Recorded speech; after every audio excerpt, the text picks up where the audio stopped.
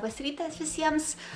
Šiandien, žinokit, turiu svečių ir svečiai yra mano tėtis. Jeigu kas nors dar nežino, tai jisai šiaip gyvena Airijoje, bet dabar atskrido mūsų aplankyti ir čia pas mus yra kelias dienas. Tai aš nusprendžiau, kad pafilmuosiu ir pafilmuosiu šiandien ir rytoj, nes jisai bus iki rytojus, tai tiesiog sujungsiu tokias 2 dienas.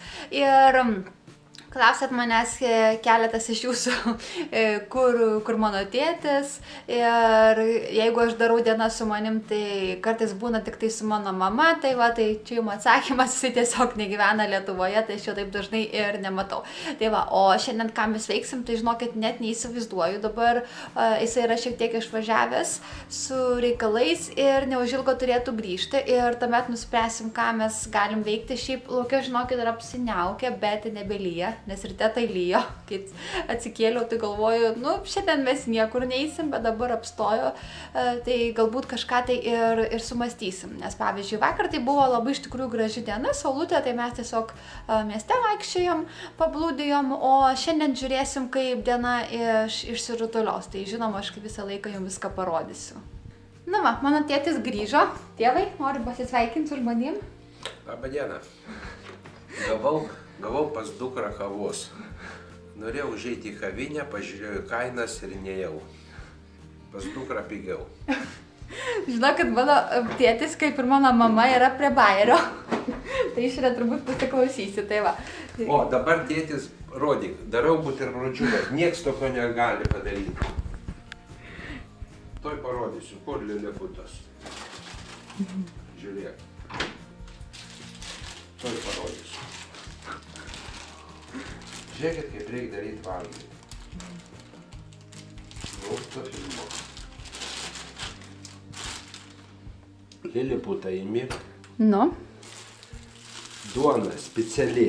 Irgi liliputai skirta. Irgi liliputas. Aš viską perku pagal savo ūgį. Aš nedidelis žmogus. Perku, va, liliputas. Imi duonytę. Matot kokią duoną? Rekomenduoju. Yra tik iki. Ir jeigu rasite, jinai labai mažytė būna pakavota. Pakavota. Dabar tėvai visais ir išpirks, nebebus tavo duonytės. Gausiu aš dabar iki tą diskauntą. Nu. Va. Gerai būtų.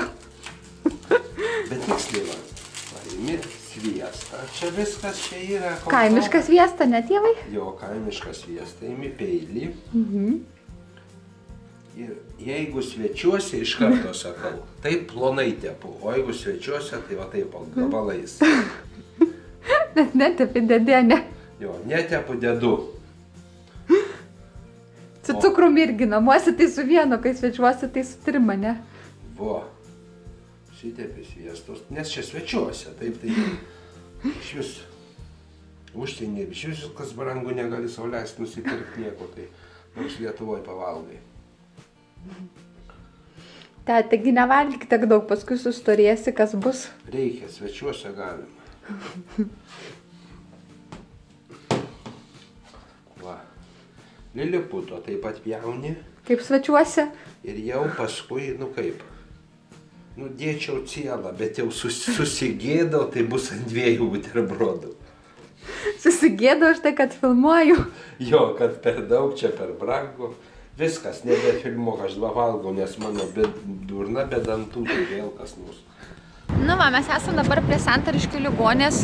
Mano tėtis sakė, vadinasi pensininkų ligonė, ne tėvai? Jo, jis atėjo dėl darbo gydytis, atėjau dėl darbo ieškot, bet chirurgų nebereikia, o daugiau aš nieko nemoku. Nu tai ką dabar? O jeigu rimtai, tai reikėjo turbūt pasitikrinti, tai va, tai važiavom čia ir dabar toliau važiuosim į Akropolį, reikia užžyti kelias parduotuvės, pažiūrėti kelias ir suvalgyti ką nors lietuviško, jūs tie moka, imsim daug. Jo, man tėtis laiką prašo eiti lietuviškus restoranus valgyti, vakar valgėm Forto dvare. Šiandien vėl kažkur tai sako, kad lietuviško maisto. Tai iš tikrųjų man irgi skanu, nes šiaip tai nelabai aš einu lietuviško maisto restoranus, tai man irgi visai smagi pramoga. Tai va, tai mes dabar laukiam ir keliausim į Akropolį. Čia kita kepykla, čia labai skanu, žinok. Žinokit, kad aš dabar saldamynų nenoriu, aš gausiu kavos.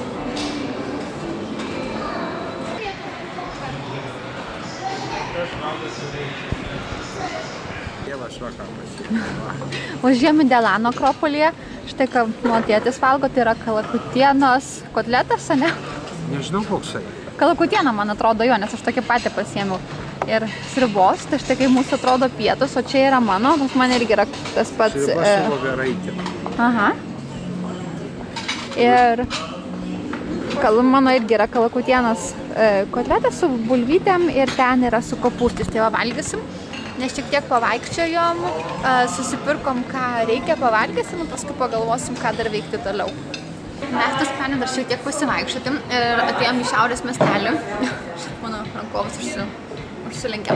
Tai va, ir užsakiau senojų kibininiai kibinų ir kol laukiam, kad iškep, nes noriu išsinešimui, tai atėjom atsigerti kavos. Tai va, čia kavytė mano, ten tėčio. Ir jisai kaip visą laiką pailgo saldumynus. Ne visą laiką, kasdieną tik tai. Tai va, ir ten turi šokoladinį tortą, aš tik tai gabaliuką paragavau, nes dar kol kas nenoriu. Tai sakau, paskui grįšiu namo, biškį saldumynų pavalgysiu, tai va. Bet šiaip tai žinokit labai skanus ir tarp kitko mes esam Vero kafe. Papyta, skanu.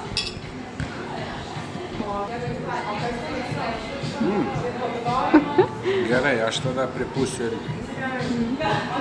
Čia mes žinot, kad turim, nusipirkau aš šiandien... Steptopas.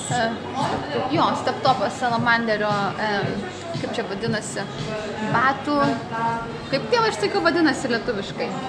Batų tampiklis, ne? Nu, žodžiu. Jo, aš daug pasakysiu. Batų ištampiklis, man atrodo. Batus taip ištempia, kad netilpa į lentynėlę. O jeigu rimtai, žinot, kaip būna, pavyzdžiui, odiniai batai, kokią pusę numerio per maži, arba, tarkim, nu, kažkur tai kažkaip spaudžia. Tai tiesiog šitų daiktų išpurški iš viršaus, kaip iš išorės, iš vidaus, apsiauni, pavaikštai ir tie batai prasitambo, nes aš vienus turiu batus dar iš Airijos. Ir taip apsiavus man jie yra geri, viskas tvarkoja, bet aš biškį pavaikštau, man patinsta koja ir man tada jie spaudžia ir aš nebegaliu normaliai paeiti. Tai aš nusipirkau šitą ir galvoju, dabar bandysiu pratampyti. Tai va, tėvas sakė irgi, kad bandys tampyti jo batus. Sakė, kad jam truputį spaudžia. Reikia išpurkšti iš išorės, iš lauko, iš vidaus ir nedelsiant apsiauti ir pusvalandį pavaikščioti kažkur tai. Tai va, tai eksperimentuosim ir paskui aš jums galėsiu papasakoti, veikia ar ne, nes pavyzdžiui mano mama tai sakė, jinai visą laiką perka ir ją veikia, tai žiūrėsim kaip mums bus. Dabar praeidinėjam, žiūrim, ten apačioje yra mokymo aikštelė.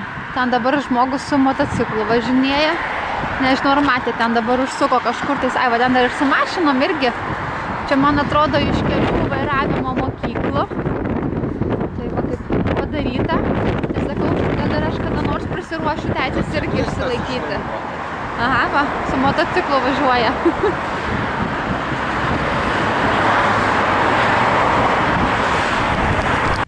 Sveiki visi, dar kartą, kaip matot, jau yra kita diena, o tiesą pasakius, netgi ir praėję kelios dienos.